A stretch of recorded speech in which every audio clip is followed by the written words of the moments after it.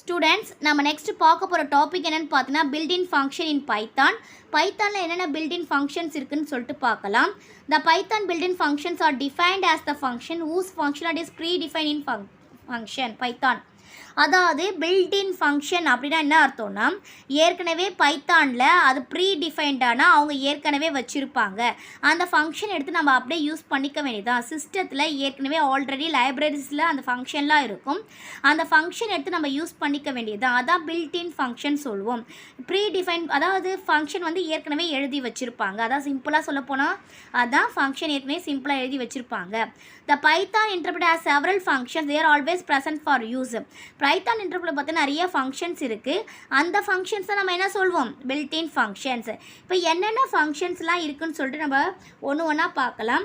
First ABS function என்னென்னு பார்க்கலாம். ABS ஃபங்க்ஷன்னா அப்சல்யூட் வேல்யூ. அப்சல்யூட் வேல்யூனா கரெக்டான வேல்யூ சொல்லுவோம் இல்லையா, அதுதான் அந்த Python ABS function is used to return the absolute value of the number. It takes only one argument. அது என்ன பண்ணோம்? ஒன்லி ஒன் ஆர்கியூமெண்ட் தான் எடுத்துக்கும். அது வந்து அப்சல்யூட் வேல்யூவாக இருந்தால் நமக்கு என்ன பண்ணோம்? ரிட்டர்ன் பண்ணோம். The argument can be integer. argument எப்படி இருக்கலாம்? இன்டீஜர் ஆர் ஃப்ளோட்டிங் பாயிண்ட்டாக இருக்கலாம். இப்போ ஃபார் எக்ஸாம்பிள் பாருங்கள், இப்போ இன்ட்டில் 20 கொடுத்துட்டா ஃப்ளோட்டில் 20 அப்சல்யூட் வேல்யூ. இப்போ இன்ட்டுனா இன்ட்டு தான் டிக்ளேர் பண்ணோம் இல்லையா, அப்போ இதோட அப்சல்யூட் வேல்யூ 20. ஃப்ளோட்டுன்னு கொடுக்கும்போது அதோட அப்சல்யூட் வேல்யூ எப்படி இருக்கணும்? ஃப்ளோட்னா பாயிண்ட்டில் வரும். அதனால நமக்கு 20 and then 20.3ன்னு சொல்லிட்டு அப்படியே வந்துடுச்சு. நெக்ஸ்ட்டு பார்த்தோம்னா all of function. All of function எதுக்குன்னு பார்த்தோன்னா டிக்ஷனரி அண்ட் தென் லிஸ்ட்டில் இருக்கிறதுலாம் அப்படியே அக்செப்ட் பண்ணி இருக்கிறது எல்லாமே அப்படியே பாஸ் பண்ணி அனுப்புறது அதுதான் all of function. It returns true. அதாவது எல்லா ஃபங்க்ஷனுமே அதில் இருந்துச்சுன்னா அது ட்ரூன்னு ரிட்டர்ன் பண்ணி கொடுக்கும், இல்லைனா ஃபால்ஸுன்னு வந்துடும். எம்டியாக இருந்தால் என்னென்னா, எம்டியாக இருந்தால் கூட ஆல் என்ன வரும்னா ட்ரூ தான் வரும். இப்போ எக்ஸாம்பிளோட பார்த்தா அவங்க கிளியராக புரியும். இப்போ வந்து பார்த்தோம்னா இப்போ இந்த எக்ஸாம்பிள் பார்க்கலாம். k ஈக்குவல் டு லிஸ்ட்டில் கொடுத்துட்டேன் பிரிண்ட் ஆல் ஆஃப் k. இப்போ வந்து பார்த்தீங்கன்னா எல்லாமே வந்து இதில் இருக்குது இல்லையா, all of k. All of கேன்னு வந்து எனக்கு ஃபஸ்ட்டு நமக்கு என்ன வந்துச்சு? ட்ரூன்னு வந்துடுச்சு. நெக்ஸ்ட் இங்கே வந்து பார்த்தா ஜீரோன்னு வந்துடுச்சு இல்லையா. ஜீரோன்னு வந்தால் எல்லாமே வந்து கண்டெக்டாக இருக்கணும், ஜீரோ வரக்கூடாது. ஜீரோ நன்னு ஃபால்ஸ் அந்த மாதிரிலாம் வரக்கூடாது. இப்போ ஆல் ஆஃப் வரும்போது நமக்கு என்ன வந்துச்சுன்னா ஃபால்ஸு, ஏன்னா எல்லாமே இதில் இல்லை அப்படின்னு அர்த்தம். நெக்ஸ்ட்டு எம்டியாக இருந்தாலும் நம்ம என்ன சொல்லணும்? ஆல் ஆஃபில் எம்டியாக இருந்தாலும் நமக்கு என்ன வரும்? ட்ரூ வரும்னு சொல்லியிருக்கோம் இல்லையா. எம்டியாக இருந்தாலும் நமக்கு ட்ரூன்னு சொல்லிட்டு வரும். நெக்ஸ்ட்டு ஃபங்க்ஷன் பார்த்தா பின் ஆஃப். பின் ஆஃப் ஃபங்க்ஷன் எதுக்கு யூஸ் பண்ணால் பைனரி ரெப்ரசன்டேஷன். அதாவது நம்ம வேல்யூ வந்து பைனரியாக வரணும். பைனரிலாம் தெரியும் இல்லையா. இப்போது 0னா 0 0 0, 1னா 0 1, 2னா 0 0 2, அந்த மாதிரி வரதா பைனரி ரெப்ரசன்டேஷன். இப்போ வந்து அது வந்து எப்போவுமே எப்படி ஸ்டார்ட் ஆகுனா ஓபின்றது பைனரி ரெப்ரசன்டேஷன் வருதுன்னா ஓபி தான் ஸ்டார்ட் ஆகும். இப்போ எக்ஸோட வேல்யூ 10 கொடுத்துட்டேன். While bin of x. அப்போ பின் ஆஃப்னா பைனரி வேல்யூ 10 என்னன்னு பார்க்கும். பைனரியோட 10ஓட வேல்யூ பார்த்தீங்கன்னா 1010. அது வந்து ஓபி ஸ்டார்ட் பண்ணோம் இல்லையா, அதனால் ஓபின்னு போட்டு 1010 நமக்கு வந்தாச்சு. நெக்ஸ்ட்டு பார்த்தோன்னா bool of function. Bool of ஃபங்க்ஷன்னா பூலியன் ஃபங்க்ஷன் அர்த்தம். இது வந்து ட்ரூவாக இருந்தால் ட்ரூன்னு வரும், ஃபால்ஸாக இருந்தால் ஃபால்ஸுன்னு வரும். இப்போ ஃபார் எக்ஸாம்பிள் பார்க்கலாம் பூல் ஆஃப் ஃபங்க்ஷனில். இப்போ நான் டெக்ஸ்ட் ஈக்குவல் டு ஹலோன்னு கொடுத்துட்டேன். Print of text okay. இப்போது இது வந்து எல்லா இது டெக்ஸ்ட்டு தானே, அதனால் கரெக்ட், அதனால் நமக்கு ட்ரூன்னு வந்துடுச்சு. நெக்ஸ்ட்டு டெக்ஸ்ட் ஈக்குவல் டு நன்னு கொடுத்தேன். நன்னு கொடுத்தா நமக்கு என்ன வரும்னா ஃபால்ஸ் தான் வரும். And then text equal to 0ன்னு கொடுத்தாலும் நமக்கு என்னது? இது வந்து ரெண்டுமே ஸ்ட்ரிங்கு கிடையாது, நமக்கு என்ன வரும்? ஃபால்ஸ்ன்னு தான் வரும். ஸ்ட்ரிங்காக இருந்தால் மட்டும் தான் நமக்கு வந்து ட்ரூன்னு வரும். ஓகேவா. It returns true all false, அவ்வளோதான் ஜஸ்ட்டு. நெக்ஸ்ட்டு பார்த்தோன்னா bytes of function. Bytes of function எதுக்கு யூஸ் பண்ணால் பைட் வேல்யூ வந்து பைட்டில் வந்து நமக்கு வரும், அதான் பைட் ஆஃப் ஃபங்க்ஷன்ஸ். இப்போ வந்து பார்த்தீங்கன்னா ஒரு ஸ்ட்ரிங் வந்து ஹலோ வேர்ல்டு கொடுத்துட்டேன். Bytes of string UTF of 8ன்னு கொடுத்தாச்சு. நெக்ஸ்ட் அதை அரே பிரிண்ட் பண்ண சொல்லியாச்சு. அப்போது இந்த ஸ்ட்ரிங்கில் என்ன இருக்கோ அதே தான் வரும். பைட்ன்றதுனால நமக்கு என்ன ஒரு பீன்னு வந்துச்சு. இது வந்து பைட்ஸ். அப்போ எத்தனை பைட்ஸ்? ஃபார் எக்ஸாம்பிள் 8 பைட்ஸ்னால் 8, 9னா 9 அந்த மாதிரி வரும். இப்போ பீன் கொடுத்துட்டு நம்ம ஸ்ட்ரிங்கு கொடுத்தனால நமக்கு அப்படியே டிஸ்பிளே ஆகிடுச்சு. நம்ம நெக்ஸ்ட்டு பார்க்க போகிற ஃபங்க்ஷன் எதுன்னு பார்த்தோன்னா compile of function. Compile of function பார்த்தோம்னா it takes source code and input and returns a code object with letter executed by exe functions. கம்பைல்னால் அது கம்பைல் பண்ணி நமக்கு காமிக்கும்.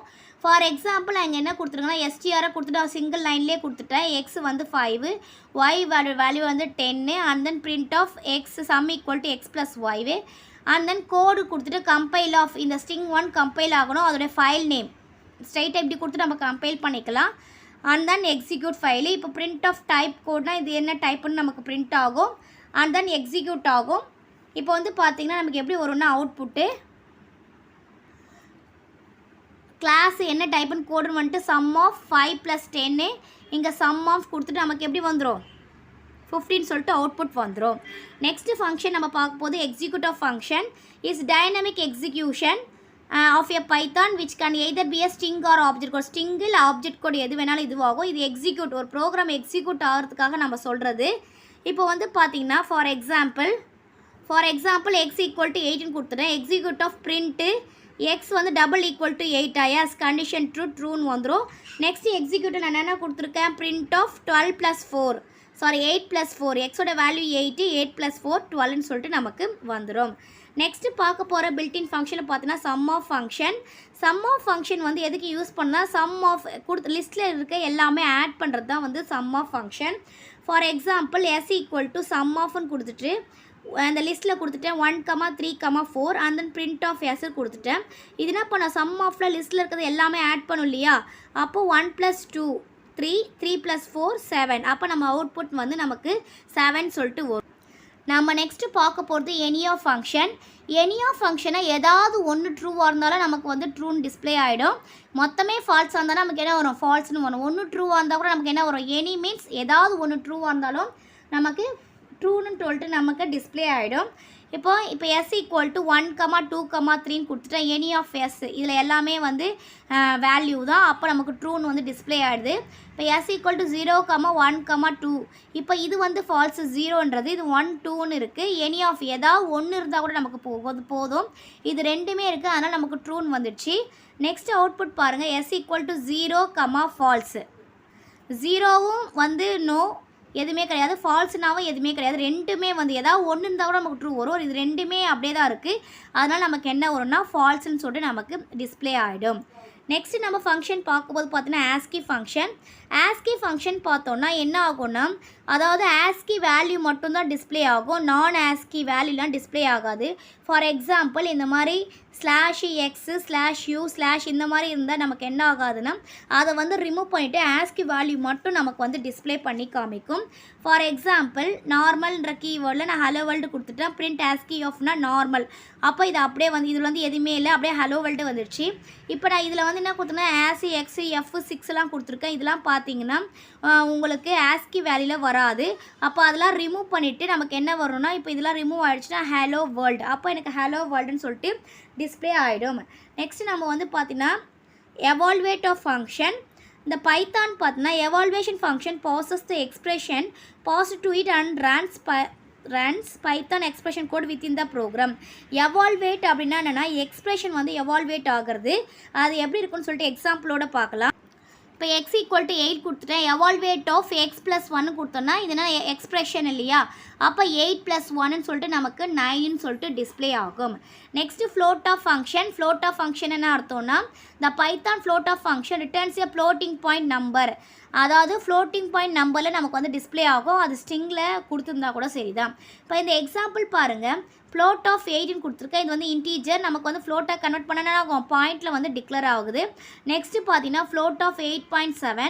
இப்போ 8.7 இது ஃப்ளோட்டிங்லேயே இருக்குது. அதனால் நமக்கு 8.7 சொல்லிட்டு அப்படியே வந்துடுச்சு. நெக்ஸ்ட்டு பார்த்தீங்கன்னா இது வந்து ஸ்ட்ரிங்கில் கொடுத்துருக்கேன் வித்தின் டபுள் கோட்ஸில் இருந்தாலும் நமக்கு அப்படியே டிஸ்பிளே ஆகிடுச்சு. இப்போ float of x, y, z வருமா இங்கே வரும்போது எரர் வருது. ஏன் எரர் வருதுன்னா இது வந்து ஃப்ளோட்டிங் பாயிண்ட் நம்பர் இல்லை, ஸ்ட்ரிங் வந்து ஃப்ளோட்டாக கன்வர்ஷன் ஆகாது. அதனால் நமக்கு வந்து எரர் வந்துச்சு. வித்தின் டபுள் கோட்ஸில் நம்பராக இருந்துச்சுன்னா நமக்கு ஃப்ளோட்டிங்காக டிஸ்பிளே ஆகும். அதே வந்து டெக்ஸ்ட்டாக இருந்துச்சுன்னா நமக்கு வந்து டிஸ்பிளே ஆகாது, நமக்கு வந்து எரர் காமிக்கும். நெக்ஸ்ட் ஃபங்க்ஷன் என்னென்னு பார்த்தீங்கன்னா ஃபார்மட் ஆஃப் ஃபங்க்ஷன்.